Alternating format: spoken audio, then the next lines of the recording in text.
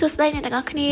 បើក្បាលវីដេអូមកគឺថាឈៀលហ្មងថ្ងៃនេះខ្ញុំអ្នកទាំងអស់គ្នាទៅលេងនៅបរិស័យអនុមួយខ្ញុំហេនិយាយលេងឯអ្នកទាំងអស់គ្នាគឺខ្ញុំទៅធ្វើការទេតែគាត់ថាធ្វើការបែបដើរលេងអីចឹងណាគឺថតវីដេអូ commercial សម្រាប់សន្តាគារលំដាប់ផ្កាយ4 Riva Hotel នៅក្នុងក្រុងបរិស័យអនុមកឥឡូវមុននឹងទៅមើលសកម្មភាពពេលថតយើងទៅធ្វើ room tour បន្តិចសិនធម្មតាទាំងយើងទាំងគេតែពេលឃើញបន្ទប់ស្អាតចេះតែចង់ថតឯមែននិយាយទៅខ្ញុំចាប់អារម្មណ៍ថាបន្ទប់នៅ Riva Hotel គឺធំខ្លាំងមែនតើខ្ញុំអត់ដែរទៅគេងសន្តាគារណាដែលមានបន្ទប់ធំអញ្ចឹងឯនេះការរៀបចំគឺ clean ហើយមានផាសុកភាពខ្លាំងមែនតើនិយាយទៅយើងអ្នកមកគេងនេះគឺអត់មានអារម្មណ៍ថាទើសទាល់ឬក៏ជាអៀទេខ្ញុំមកគេងពីយប់នេះគឺមានអារម្មណ៍ថាស្រួលខ្លួនខ្លាំងទោះបីជាធ្វើការហត់ប៉ុន្តែបានគេងស្កប់ស្កល់អញ្ចឹងមកដល់រៀបចំទុកដាក់អវ៉ាន់ស្អាតបាត់ហើយខ្ញុំរៀបចំ get ready ដើម្បីទៅថតប្លង់នៅសមុទ្រមើល sunset អីចឹងហើយថ្ងៃនេះខ្ញុំបានបង្ហួរមកផាត់មុខធ្វើសក់ឲ្យឡើងដល់បរិស័យអនុម៉ងចា feeling ភ្ញៀវ VVIP បដ ாய்មកគេងសន្តាគារលំដាប់ផ្កាយ4ហើយមាន makeup artist មកធ្វើឲ្យដល់កន្លែងទៀតអញ្ចឹងបន្ទាប់ពី get ready ហើយយើងរៀបចំចេញដំណើរទៅឆ្នេរដើម្បីថតសំខាន់គឺមានឡានអត់តែជូនទៅទៀតអញ្ចឹងស៊ីនទី1ក្នុងថ្ងៃទី1នេះគឺ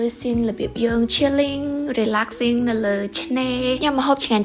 ញ៉ាំដូងត្រជាក់ដែល Riva Hotel រៀបចំឲ្យអង្គុយមើល sunset ហត់លេងលើឆ្នេរអីចឹងនិយាយមែនអ្នកនរគ្នាអញ្ចឹងបើខ្ញុំថាខ្ញុំមកធ្វើការបែបដើរលេងព្រោះទោះបីជានៅមុខកាមេរ៉ាមែនប៉ុន្តែទាំងទេសភាពទាំងបរិយាកាសអំណោយផលមកគឺថាយើង feeling relax ខ្លាំងមែនតើអញ្ចឹងសម្រាប់ថ្ងៃទី1គឺយើងថតតែម៉ាស៊ីនហ្នឹងទេហើយនេះចូលមកដល់ថ្ងៃទី2ផឹកឡើងយើងរៀបចំ get ready បន្តទៀតដើម្បីថត scene breakfast អញ្ចឹងឈុតទី1សម្រាប់ថ្ងៃទី2នេះគឺលក្ខណៈសុភាពសាប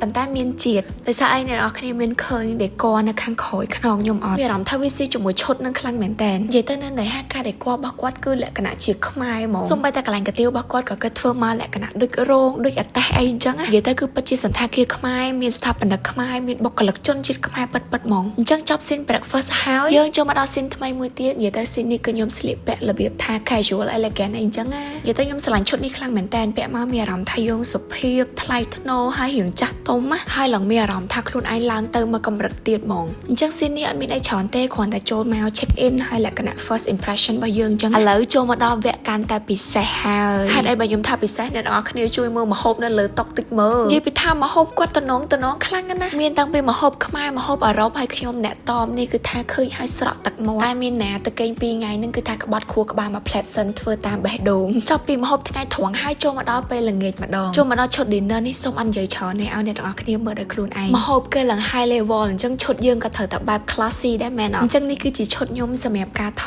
ត dinner នេះឈុតនេះគឺថា give me vibe នារីអភិជននៅលើទឹកដីខ្មែរហ្មងចាអូខេអ្នកទាំងអស់គ្នាអញ្ចឹងបើសិនជាចង់មើល official video អ្នកទាំងអស់គ្នាកុំភ្លេចចូលទៅ like ឬក៏ follow page Riva Hotel SHV ទាំងអស់គ្នាអញ្ចឹងនេះក្រោកផឹកឡើងមកថ្ងៃទី3ខ្ញុំមកញ៉ាំ breakfast ហើយរៀបចំចេញទៅពេញវិញអញ្ចឹងអ្នកទាំងអស់គ្នាបើសិនជាមកលេងបរិស័យអនុកុំភ្លេច Riva Hotel SHV